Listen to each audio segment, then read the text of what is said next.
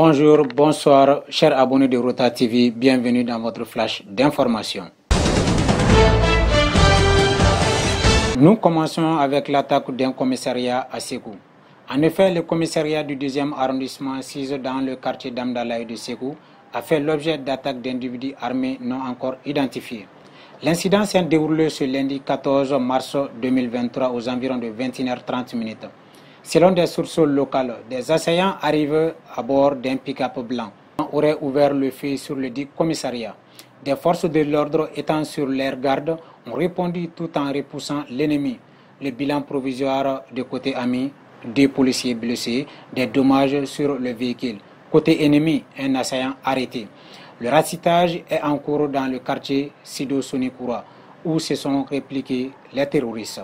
Nous souhaitons prompt rétablissement aux blessés tout en demandant à nos forces de défense et de sécurité ainsi qu'aux paramilitaires d'être très vigilants et de ne pas baisser la garde.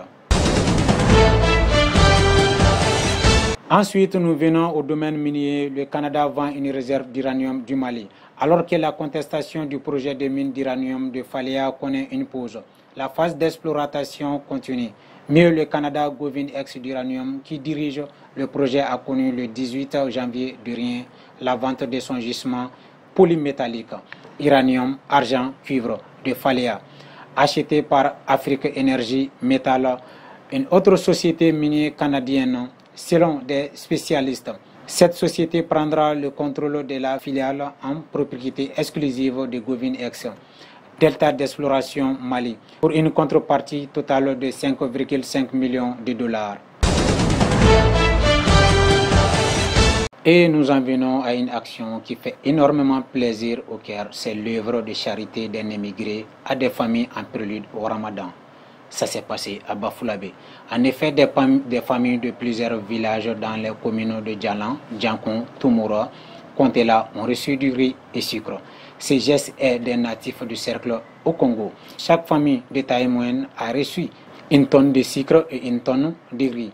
Des grandes familles, 1,5 tonne de sucre et du riz. A noter que le même donateur a décidé de bitumer la route de Djalan vers Lakamane, longue de 45 km.